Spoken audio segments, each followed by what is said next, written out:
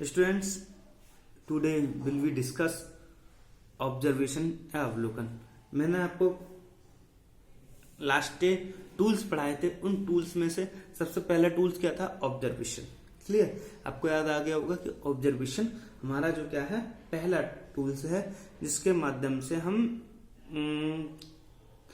किसी चीज का मेजर कर सकते हैं, मेजरमेंट कर सकते हैं, एवोल्यूशन कर सकते हैं या उस पर रिसर्च करते हैं। इस टूल से हम क्या कह सकते हैं? प्रत्यक्ष रूप से किसी चीज के बारे में अपनी राय प्रस्तुत कर सकते हैं। क्लियर?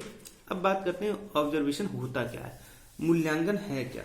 सबसे पहले मूल्यांकन की बात करें तो कहा जा सकता है कि मूल्यांकन मैं बोलूं अवलोकन आंखों द्वारा स्वाभाविक रूप से घटनाओं का अध्ययन क्रमबद्ध तरीके से करना और उस पर अपनी तत्वों को और अपनी राय प्रस्तुत करना क्या कहलाता है? अवलोकन।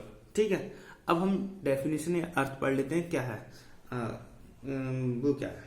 देखिए, अवलोकन पद्धति क्षेत्रों द्वारा सामाजिक घटना के स्वाभाविक रूप का व्यवस्थित व विचार पूर्वक अध्ययन है। इसके द्वारा प्राथमिक सामग्री का संकलन प्रत्यक्ष तौर पर होता है। ये विश्व के विषय में सूचनाएं प्राप्त करने का मूल साधन है। भाई हम क्या है, देखकर ही तो किसी चीज के बारे में बताएंगे, या नेत्र से या खुद को मतलब स्वयं से जब हम कोई जानकारी देख रहे हैं, आंख से अपने आप को प्रत्यक्ष रूप से अनुभव करके किसी में के बारे में सूचना बताना, तो वो क्या कहलाएगा? अवलोकन या ऑब्जर्वेशन कहलाता है। तो यही क्या है, ये विश्व के विषय में सूचना प्राप्त करने का मूल साधन है।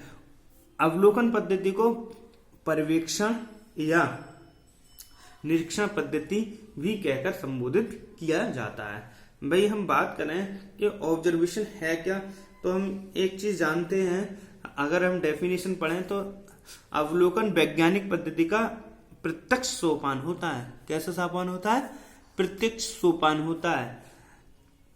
प्रकृति विज्ञान हो या सामाजिक विज्ञान, अवलोकन का संबंध विज्ञान में सदैव रहता है। भाई विज्ञान से संबंध अवलोकन का सदैव रहता है। अगर विज्ञान से संबंध नहीं रहेगा, भाई हम वैज्ञानिक पद्धति में हम जैसे कहते हैं, एक एग्जांपल लेते हैं कि ईश्वर है या नहीं है, तो हम कुछ लोग क्या है, आस्था के बलबूते कहते हैं कि ईश्वर है, मगर बहुत सारे होते हैं जो कहा जाए इन्हें नास्तिक कहते हैं, तो वो क्या कहते हैं, हमने तो कभी ईश्वर देखा ही नहीं, तो भगवान नहीं है। यानी कि उनने ऑब्जर्व ही नहीं किया है, उनने महसूस ही नहीं किया है कि भगवान है या नहीं है। तो इस तरीके की जो ऑब्जर्वेशन होता है वो प्रत्यक्ष रूप से करना चाहता है कि भगवान है या नहीं है। वहीं से विज्ञान की शुरुआत मानी जाती है और विज्ञान का प्रथम जो सोपान है वो क्या है? ऑब्जर्वेशन। क्लियर? अब बात करते हैं एक डेफिनेशन की, गुड्स एवं हॉट की। विज्ञान का आरंभ अवलोकन से होता है तथा इसकी पुष्टि के लिए अवलोकन में ही लौटना पड़ता है। कहने का मतलब क्या है? Science beginning with the observation and must ultimately return to observation और observation from it fine validation. Clear? गुड्स एवं हंट। और एक डेफिनेशन और है, वो क्या कह रहे हैं प्रोफेसर C.A.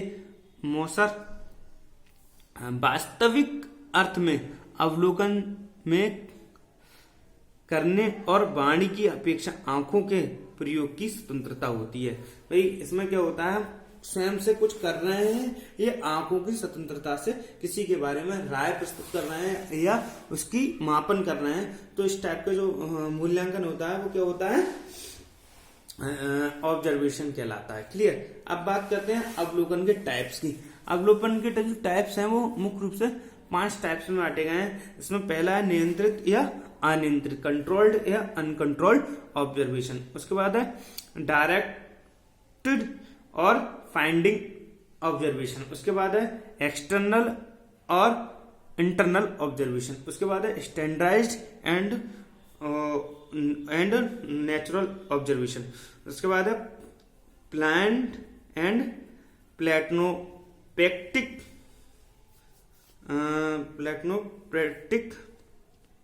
ऑब्जर्वेशन, सुनिश्चित एवं अतीत प्रमापी। इसको हम 1 by 1 पढ़ लेते हैं। क्या है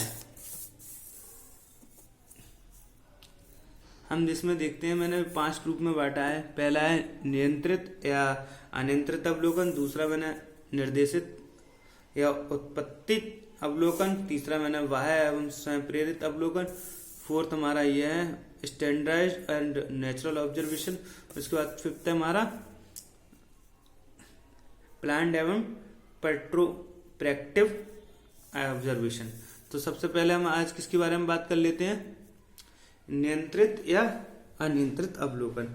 नियंत्रित और अनियंत्रित अवलोकन के बारे में बात करें तो क्या है, नियंत्रित अवलोकन में कुछ निश्चित प्रमापीकृत परिस्थितियां होती हैं, अर्थात नियंत्रित अवलोकन कुछ निश्चित परिस्थितियों में ही होते हैं। इस प्रकार के अवलोकन में यंत्र और उपकरण का प्रयोग होता है। समझ में आई भाई? जब हम अवलोकन कर रहे हैं, किसी चीज की गणना कर रहे हैं या किसी का मूल्यांकन कर रहे हैं, तो हमारे पास कोई निश्चित टूल्स होगा, कोई निश्चित नियम होगा, उसे हम नियंत्रित कर सकते हैं। तो उस टाइप का जो ऑब्जर्वेशन होगा उसे कंट्रोल कहते हैं। और अनकंट्रोल्ड में क्या होता है, अनकंट्रोल्ड में कोई उपकरण नहीं होगा, कोई निश्चित समय नहीं होगा, कोई निश्चित टूल्स नहीं होगा, अपने आप ओनली करना ही किसी भी मेथड से कर रहे हैं। कोई हमारे पास उसे नियंत्रित करने के लिए ना टूल्स है, ना इकाई है, कोई ना परिस्थिति है, ना समय है, ना तथ्य की निश्चितता है। उस टाइप के ऑब्जर्वेशन को हम क्या कहेंगे, अनकंट्रोल्ड ऑब्जर्वेशन। क्लियर? उसके बाद आ जाता है निर्देशित या उपपत्ति अवलोकन, डायरेक्टेड ऑन फाइंडिंग ऑब्जर्वेशन। निर्देशित अवलोकन के बारे में बात करें तो निर्देशित अवलोकन है क्या, निर्देशित अवलोकन के बारे में बात करते हैं। भाई निर्देशित अवलोकन में पहले से ही क्रियाओं की एक सूची बना ली जाती है और इस सूची के पदों की ओर भी ध्यान केंद्रित किया जाता है। सूची में सम्मिलित प्रत्येक क्रिया के संबंध में डायरी में विस्तार से लिख लिया जाता है। इस लेख के विश्लेषण के बाद ही हम उस निर्देशन के आधार पर उसकी अनुसूची सीमित करते हैं, बनाते हैं और फिर हम उसके पर किसी रिजल्ट पर पहुंचते हैं। तो उस तरीके के निर्देशन को क्या कहा जा सकता है, डायरेक्टेड ऑब्जर्वेशन। कहने का मतलब क्या है, ये देखो शॉर्ट में मैंने लिखा है, निर्देशित अवलोकन में पहले से ही क्रियाओं की एक सूची बना ली जाती है, फिर निर्देश के अनुसार अवलोकन किया जाता है।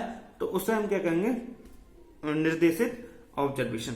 और उपपत्ति अवलोकन या फाइंडिंग, इसमें कोई निश्चित हम निर्देश नहीं होते हैं, हमारे पास जो जो सूचना हमें मिलती जाती है फाइंडिंग के अनुसार, जैसे जैसे हम आगे बढ़ते चले जाते हैं उस अनुसार हम क्या करते हैं, परिस्थितियों के आधार पर ही हम अवलोकन करते रहते हैं। तो इसे फाइंडिंग अवलोकन कहा जाता है।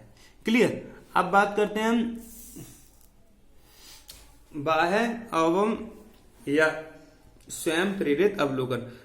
बाहरी व्यक्ति पर निर्भर रहकर हम किसी का अवलोकन करते हैं, तो उस टाइप के अवलोकन को हम क्या कहते हैं, बाहरी अवलोकन कहते हैं। जैसे हमें किसी बच्चे के बारे में पता करना है कि वो बच्चा पढ़ रहा है या नहीं पढ़ रहा है, तो हम क्या करेंगे, तो हम उसके अध्यापक से पूछेंगे कि भाई ये बालक कैसा है पढ़ने में, या फिर उसके माता पिता से पूछ रहे हैं, या उसके भाई से पूछ रहे हैं, या उसकी बहन से पूछ रहे हैं, या उसके फ्रेंड से पूछ रहे हैं। तो इस टाइप के जब अवलोकन कर रहे हैं, ऑब्जर्वेशन कर रहे हैं, तो उस टाइप का ऑब्जर्वेशन क्या कहलाएगा, एक्सटर्नल ऑब्जर्वेशन।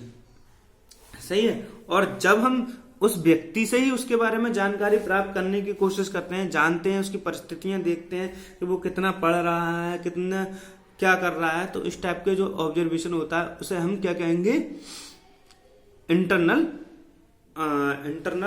ऑब्जर्वेशन। क्लियर? अब बात करते हैं हम स्टैंडर्डाइज्ड एंड नेचुरल ऑब्जर्वेशन की। स्टैंडर्डाइज्ड ऑब्जर्वेशन में हम क्या देखते हैं, प्रमाणित कृत अवलोकन में व्यक्ति के व्यवहार का निरीक्षण उस समय किया जाता है जबकि उसकी परीक्षा ली जाती है।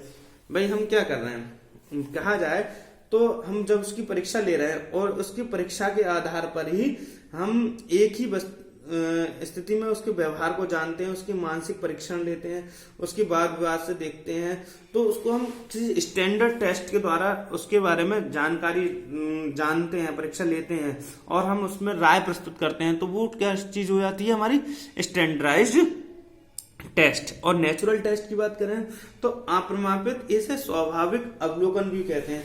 भाई जैसे हम किसी के घर जाते हैं और हमने दिन प्रतिदिन के उसके कार्यों को देखा, तो भाई हम एक बच्चे के घर पर गए, उसने हमसे आते ही नमस्ते किए, पैर छुए, या फिर वो अपने ज्यादा हमसे ध्यान नहीं दिया और अपने पढ़ाई पर ध्यान दे रहा है और अपने जो दैनिक क्रियाएं होती हैं माँ बाप से सभ्यता से बोल रहा है, तो हम बता सकते हैं कि वो व्यक्ति या वो बच्चा एक अच्छा बच्चा है और वो अपने पढ़ाई के प्रति सजग है और बड़ों का सम्मान करता है। तो ये स्वाभाविक रूप से अवलोकन कर लिया हमने और नेचुरल ऑब्जर्वेशन कहलाता है। क्लियर। उसके बाद हम देखते हैं हमारा लास्ट ऑब्जर्वेशन क्या है।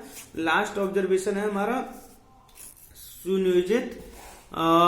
सुनियोजित और अतीत प्रभावी अवलोकन। सुनियोजित की बात करें तो सुनियोजित अवलोकन में विशिष्ट प्रकार का अवलोकन की योजना बनाई जाती है। योजना बनाई और उस योजना के अंतर्गत हमने किसी व्यक्ति के बारे में जानकारी प्राप्त करी, तो इस टाइप के अवलोकन को हम क्या कहेंगे, सुनियोजित या प्लानिंग ऑब्जर्वेशन कहेंगे। एक एग्जाम्पल के रूप में देखें, जैसे व्यक्ति में भय की प्रवृत्ति का अध्ययन करने के लिए हम ये विवरण लिखें कि किसी निश्चित अवधि में उसे कब कब भय लगा और उसके कारण क्या थे तथा डर की किन किन परिस्थितियों में हुआ। ठीक है भाई, हमने कब कब उसे हमने प्लान कर लिया कि भाई उसे डर कब लगता है, जब वो अकेला होता है, लाइट चली जाती है। तो इस टाइप की जो उदाहरण है वो हमारा क्या है, सुनियोजित अवलोकन या ऑब्जर्वेशन कहलाता है। उसके बाद हम देखते हैं अतीत प्रभावित अवलोकन। अतीत प्रभावी अवलोकन में केवल भूतकाल में किए गए अनौपचारिक एवं अनिर्देशित अवलोकन को आधार लिया जाता है। जैसे भय की प्रवृत्ति का अध्ययन करने के लिए हम पहले उन परिस्थितियों को लेते हैं जिनमें भय लगने की संभावना होती है। इसके बाद हम ये अध्ययन करते हैं कि तो उसे उस परिस्थिति में उसे भय लग रहा है या अब नहीं लग रहा है। तो हम जब अतीत के आधार पर हम उसका अवलोकन करते हैं तो उसे अतीत प्रभावी अवलोकन कहा जाता है। सही है, समझ में आ गई होगी बात। Thank you very much.